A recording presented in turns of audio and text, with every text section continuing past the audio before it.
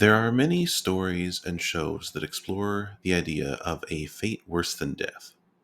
For example, the Cybermen in Doctor Who, constantly screaming out in pain, but with their volume control turned off. Other stories talk about things worth dying for, which often boils down to defending others. I'd like to explore the overlap of these concepts and relate it to cultural anthropology. A big part of anthropology is leaving your own beliefs at the door and understanding a new culture on its own terms, as judgment free as you can.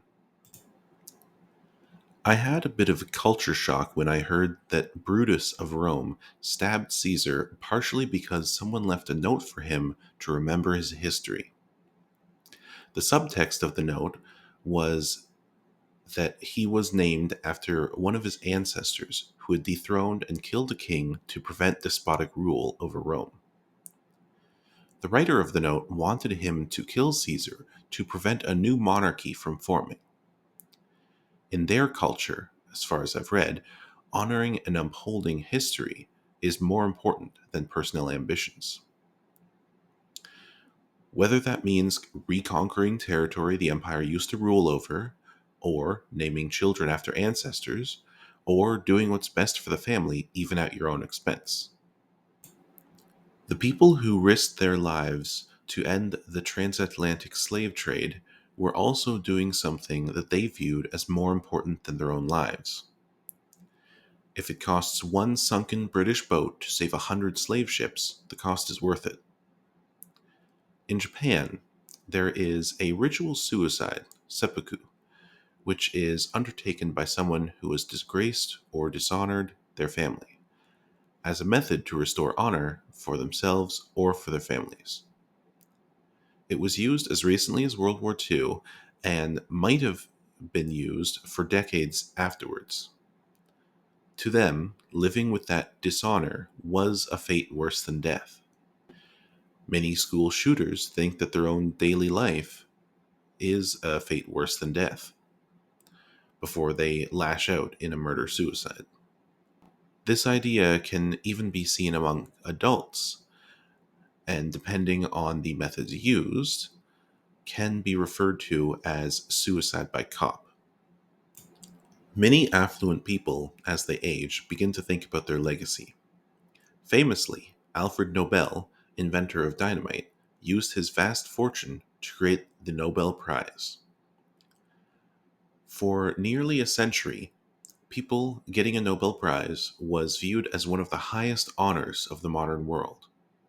There were prizes for getting the world closer to peace, prizes for scientific accomplishments, economics, and literature. Since the rise of the internet and social media, the Nobel Peace Prize is not viewed as favorably. It has been used as a preemptive reward to guilt trip leaders into thinking about peace rather than recognizing actual accomplishments. For my generation, the moment of disillusion was when Barack Obama was given the Nobel Peace Prize in 2009, while he was overseeing several military actions in several foreign countries, including at least one ongoing war. But I digress. Statues, houses, corporations, and books are other common forms that elderly affluent people use to establish their legacy, something to benefit those that they care about, or make themselves viewed favorably by history. For less affluent people, legacy can be of different forms. Sometimes it is bringing their children to a new country where they will face less hardships than their parents. Sometimes their only legacy is how unjustly they died. Those without money often need to pay for their legacy with sweat or blood. Some striking workers hope that their efforts contribute to the next generation being treated better than they were in the workforce. In the Western world, there are very few things valued above individual autonomy in life. Whenever a new war sparks up on the other side of the planet, We typically debate what course of action from us can help end the conflict while preserving as much life and quality of life as possible for all sides. Some people think that the method to preserve life is to crush the invading force with overwhelming death, kind of like setting an international example to deter future wars. Other people think that any money or munition sent to any side of any conflict will perpetuate and drag out the war and lead to more death. That often spins off into the quality of life portion. Is it better to allow warlords and dictators to peacefully take over more and more cities and countries? Or would it be better to allow some deaths in hopes of preserving the sovereignty of countries and freedoms of citizens?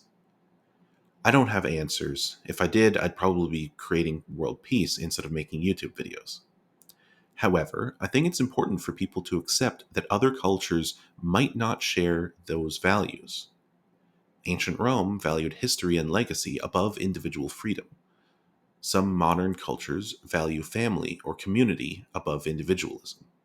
The Protestant work ethic, which values work for its own sake, is not universal. I know people who would be proud to dig a hole one day and fill it in the next day. They view that as inherently more virtuous than relaxing or exercising, even though it doesn't accomplish anything. I know others who reject this idea and value only productive labor. If you've ever heard someone say that's not a real job, then you might know what I'm talking about. Uber isn't a real job, they just do it part time. Commission artist isn't a real job, it's just a side hustle.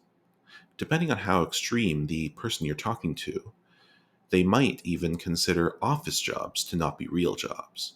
They'll say that person just sits at a desk all day, or they get paid to sit around answering emails. The argument over what is a real job and what is not can be viewed through several lenses. You could reference the BS jobs hypothesis, in which many jobs are just busy work for the purpose of looking busy and don't provide any good or service to anyone. People who use that lens reject the Protestant work ethic and value only productive labor. You could view the argument through the lens of job qualifications. Surgeons deserve to be paid more to offset the years they had to be in training. Or CEOs deserve to be paid more because they are making the company profitable.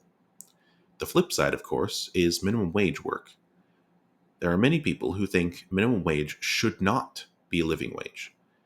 If you paid a garbage collector enough to live off of comfortably, they would never aspire to leave that job for a better one. You can't pay McDonald's employees the same wages that you pay for a receptionist at an office. They don't deserve it.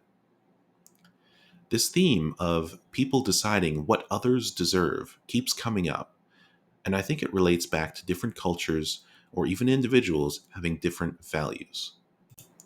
Those who value status need to have others lower than them in order to maintain their status. Those who value equality of opportunity may have a gut reaction against diversity hiring quotas. Those who value equity of treatment may insist able bodied people need to help pay for wheelchair ramps they might never use. There's an ancient Greek phrase: a society grows when old men plant trees in whose shade they shall never sit, which speaks to that society valuing altruism and sacrificing your own labor and wealth for the good of those who are not yet born. When the pandemic hit Canada, we got one of our first glimpses into what our society values more than human life.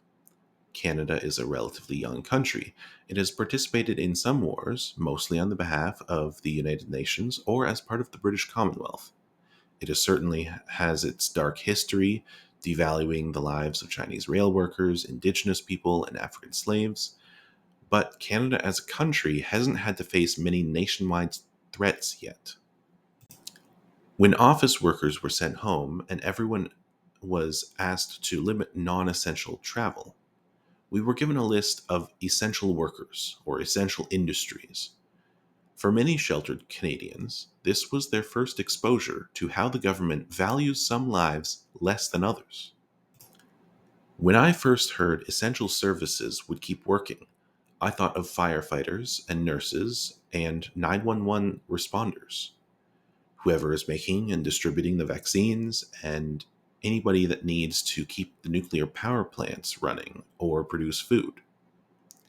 I vastly underestimated what the government considers essential: luxury house construction, finance, restaurant workers, pizza delivery, radio, oil rig workers, mining, driver license renewal workers, elections personnel, weather stations, military weapon development and production, plumbers, electricians, exterminators, escalator mechanics, cabinet makers, teachers, online shopping, warehouse and deliveries, legal courts, janitorial services, real estate agents.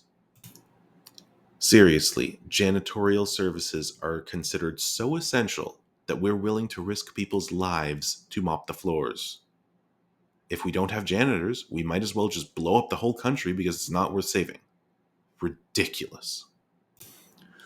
I thought essential services would look something like the movies that I've seen about the bombing of Britain during World War II. Chocolate and food rations replacing grocery stores, manufacturing and commerce stop on a dime, mortgage, retail, debt, and billing delayed until after the emergency. Can you imagine a pizza delivery guy rushing to get a pizza to a house when bombs are dropping across the street? Can you imagine an electricity bill arriving at your door and being handed to you by someone in a hazmat suit? Either I'm still massively misinformed about what happened to French and English citizens during World War II, or Canada's modern values are dramatically different than European values less than a century ago. Call me crazy, but I don't think we should be risking people's lives to deliver Amazon packages or pizza. I don't think we need escalator mechanics during a national emergency. I don't think we need military weapons to fight a plague. And I certainly don't think we should be risking people dying to ensure floors are swept. Don't get me wrong, I value those people doing that work, and I think we should pay them a living wage for it. I just don't think it's worth risking their lives. But what do you think? What is more valuable than human life to you? Legacy, history, the economy, honor, work ethic, the environment, land ownership, religion? I challenge you to write down what you are willing to die for and what you think Canada should be willing to sacrifice lives for. I challenge you to think deeply about the differences in those lists.